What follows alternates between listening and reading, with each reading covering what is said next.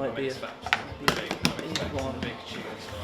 Yeah, as a business, would I sell more wine if I was just called like the lovely Cardiff Wine Company? Probably, like that's fine. I have even been told by like marketing people that we should look at rebranding the name to take the gay bit out. And I'm like, no, that's kind of the point.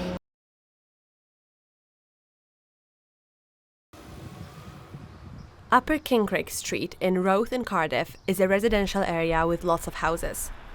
But it is also home to a place people wouldn't expect to be there. A small independent wine shop owned by members of the LGBTQ+ community, which welcomes all walks of life. Gays Who Wine is located at the Glory Stores, which the owner calls their sister company and their new home. Sean Hooker is the owner of the store. Him and his partner moved from Devon to Cardiff around 10 years ago, and they quickly realised it's not easy to make friends in the city. As an adult, it's really bizarre to talk about making friends. It sounds a bit strange.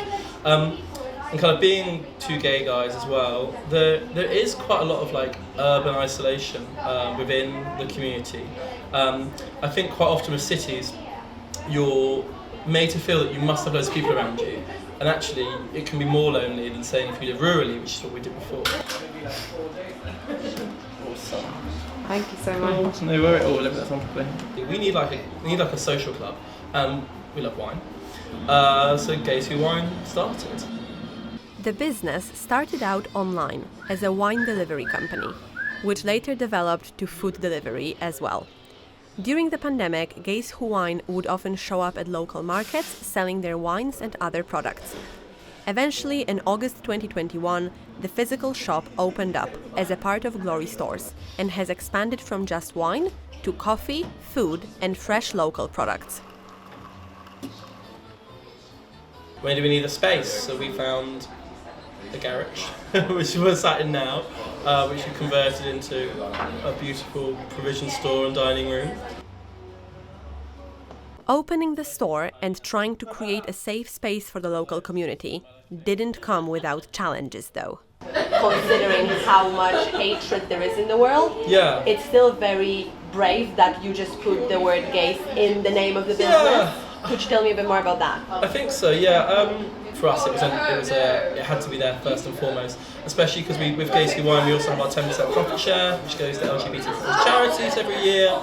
I think a lot of people are like, oh, but do we need pride? Do we need awareness? Like, isn't it all cool for everyone now? No, like it is not. Like, you scratch that surface, there is still a lot of hatred and a lot of homophobia within the world. You know, if you're not a bad person and you're not like a homophobe or you're not like a racist or transphobic, more than likely your friends aren't either.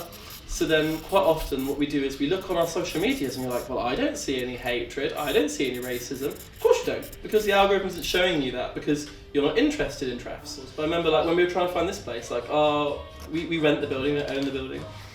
This wasn't our first place we asked for, and 2 owners of buildings refused us to sign the leases because they didn't want like a gay venue in their building. Despite the challenges, the business has not lost its authenticity and is persistent in creating the friendly, welcoming atmosphere. These values have even drawn the shop assistants to begin working there. I think its biggest draw is that it's sort of unabashedly itself. You know, it isn't pandering to anyone really. It's, you know, this is who we are and we're not ashamed to tell you that, and have it on the signs and like theme our decor that way. It's just, it is what it is and it doesn't compromise that for anything.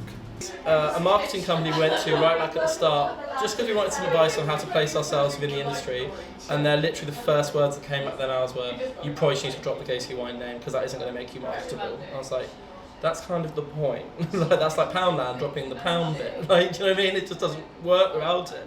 That's our identity, that's what we do. Sean says the place welcomes everyone. LGBTQ+ community members, allies of the community, people who just like the idea of the shop, and even dogs. Now more than ever, we need to stand together. It certainly isn't going away as an issue. And as long as we're here for everyone.